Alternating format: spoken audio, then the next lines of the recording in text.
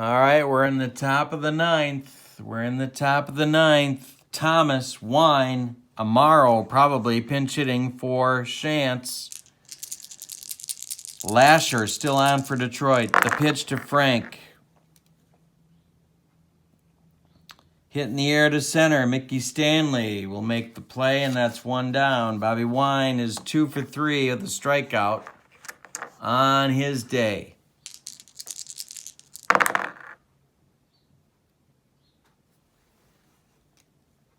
Bobby Wine hits it hard inside the line just past Cash. It's going to rattle around in the right field corner.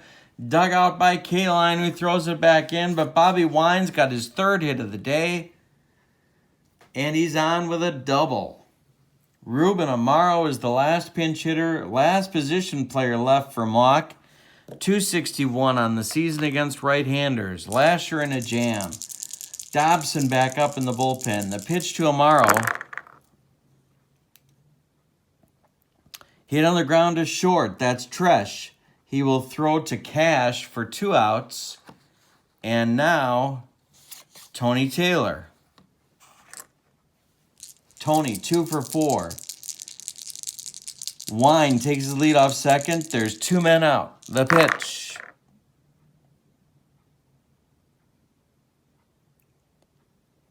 He hit him.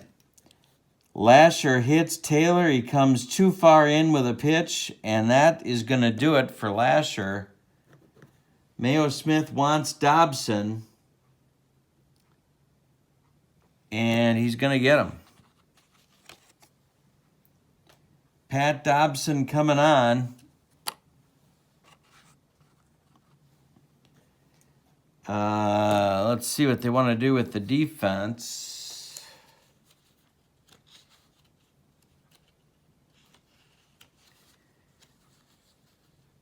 They're going to put Matchik at short and put him in the 6th spot.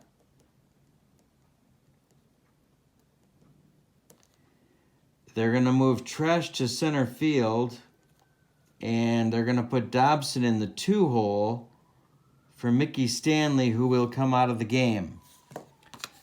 So it's kind of a triple switch of sorts, and no more Mickey Stanley in this one. All right. So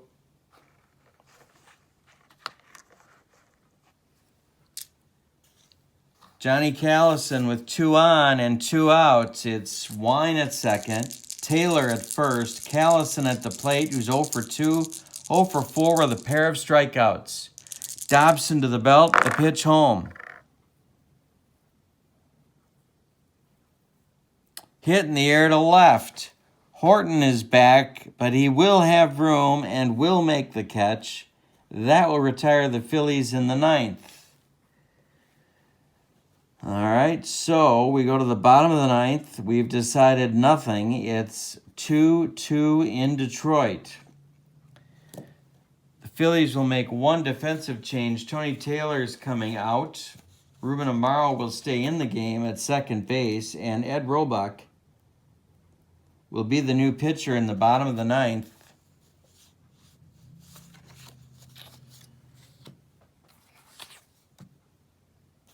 Ed Roebuck, 60 games, 77 innings pitched, 221 earned run average. The Tigers with a chance to walk this thing off if they can score off of him. He's mighty tough. It's Horton, Matchik, and Tresh in the Tigers' 9th. Willie, 1 for 3 on the day.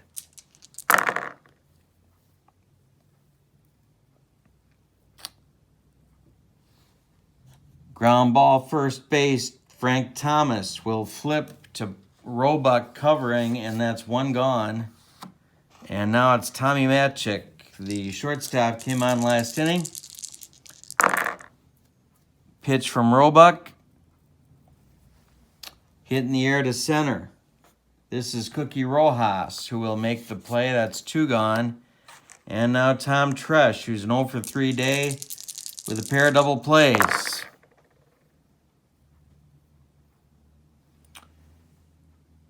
And this one is a hanger. Roebuck hung it.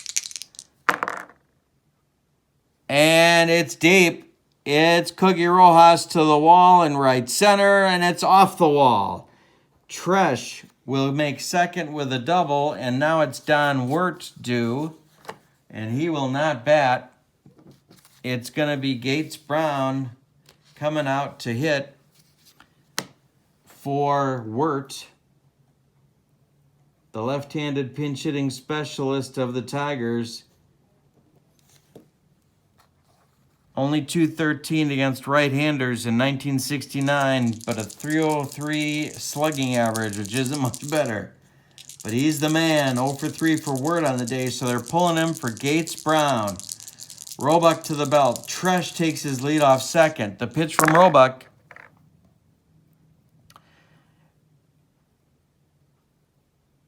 That's hit hard, and that's hit to center field. Here comes Rojas.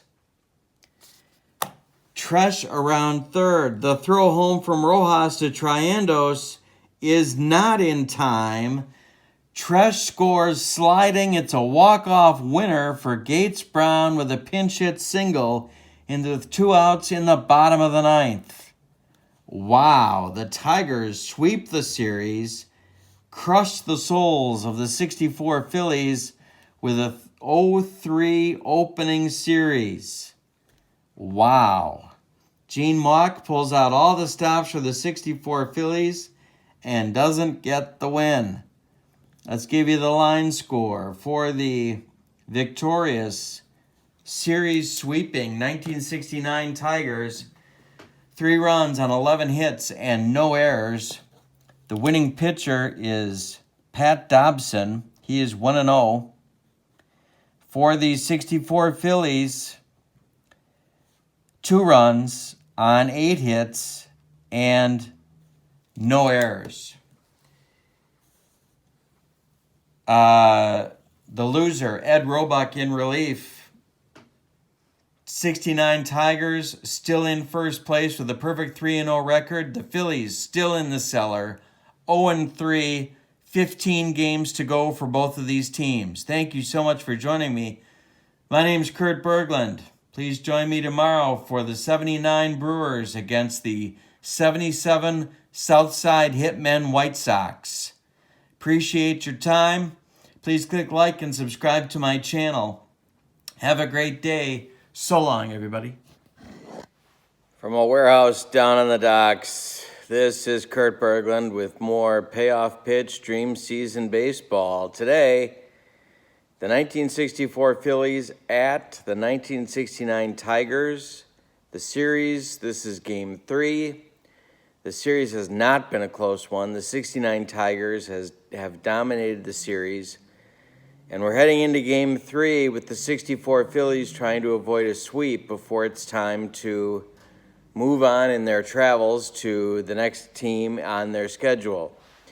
Remember, the Payoff Pitch Baseball Dream Season is filled with 6 3-game series, 1 interleague series. These are 26 teams of the best, my favorite teams of all time.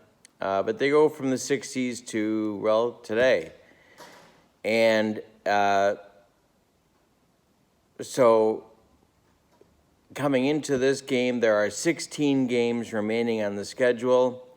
And the Tigers are 2-0 and the Phillies are 0-2, each in their respective league. Well, you're probably wondering why I'm talking to you like this, because usually we are in the action at this point, but we had some technical difficulties and sound trouble. And so I've been able to piece together the last inning, but I want to get you to that point, and then we'll turn you loose on that, and you can see how this thing finished up. Starting pitchers for today's game for the 64 Phillies, left-hander Dennis Bennett. He was opposed by right-hander Earl Wilson for the Tigers. Game took place in Tiger Stadium on Michigan and Trumbull. And in the first inning, the Phillies came up and went down 1-2-3. In the bottom of the first, Al Kaline hit a 2-run homer with Dick McAuliffe on board to give the Tigers an early lead. Then Bennett was able to get himself into and out of trouble. He had 3 double play ground balls in the first 5 innings of play. So he was in trouble all along, but managed to wiggle off the hook and only allowed those 2 runs to Kaline. Meanwhile, Wilson, pitching a much cleaner, a much better game. In his 6+ innings of work, he allowed 5 hits, and he got himself to the 7th inning. And in the 7th inning, Tony Gonzalez, with the score 2-0 Tigers, Tony Gonzalez led off with a single. And that was all for Wilson, as he suffered an injury. His arm stiffened up, and he had to leave the game. He was replaced by left-hander John Hiller to face catcher Clay Dalrymple, a left-handed batter. So Gene Mauch countered Mayo Smith's move to Hiller with the right-handed half of the catching platoon for the 64 Phillies, and that's Gus Triandos. Triandos came up with Gonzalez on first and nobody out, and promptly hit a 2-run dong to tie the game. Then Frank Thomas pinch hit for John Herrnstein. He grounded out. Bobby Wine singled. He had 3 hits on the day. And then Alex Johnson flew out pinch hitting for Bennett, and Tony Taylor grounded out, and that was the inning. So going to the bottom of the 7th, we were tied at 2. The new pitcher taking the mound for the Phillies for the 7th and the 8th was Bobby Shantz, who did fine work. Tigers didn't score in either inning. The Phillies threatened in the top of the 8th with 1 out. Richie Allen doubled. He then advanced to Cookie Rojas, pinch hit for Wes Covington against Hiller. He flew out.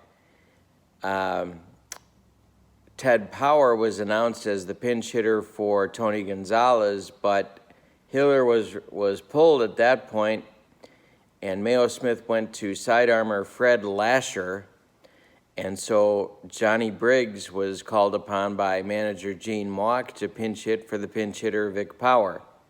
Briggs walked, and so it was 1st and 3rd with 2 men out and Triandos back up, but he flew out to left field.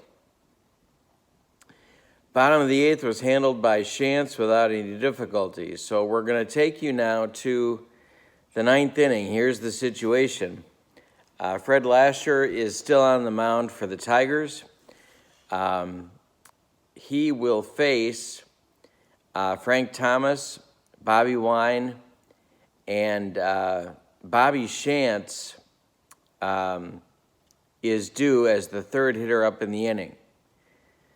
The score is tied 2-2. Huge game for the Phillies because there are 3-0 teams in the National League. I'm not going to spoil which ones they are or how many they are, so that you can watch this week's sports page, which will be on Wednesday, for you to check out the standings and who is where. But the Phillies, if they lose this game, they drop to 0-3, a full 3 games behind the league leaders, which is not where you want to be. Even though there are 15 games, there will be 15 games to play after this one is done. For the Tigers, because they're 2-0, a loss would not be fatal. However, there are undefeated teams in the American League side of the ledger as well, and they would certainly like to keep pace. So with those as the stakes and with that as the setup to what you're about to see, that takes you to the 9th inning. The batters for the Phillies will be Frank Thomas, Bobby Wine, and then the pitcher spot, which is right now taken by Bobby Shantz. In the bottom of the 9th, due up will be Willie Horton,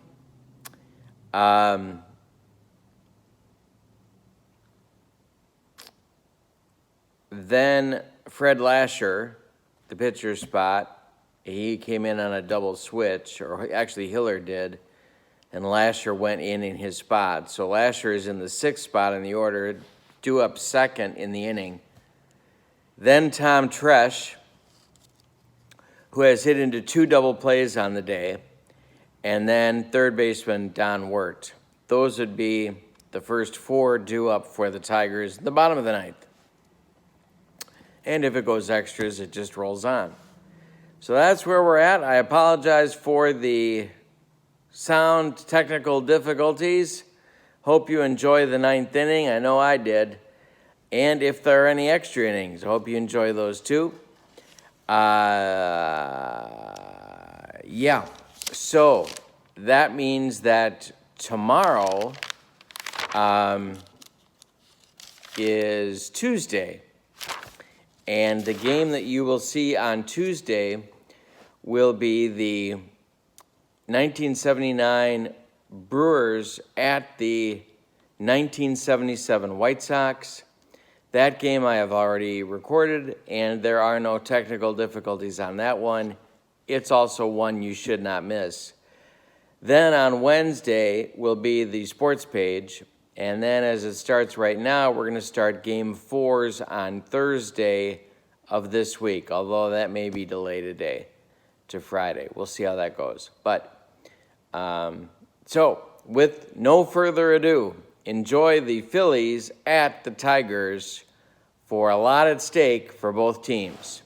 Thank you for joining me. Stay tuned. Stay right where you're at.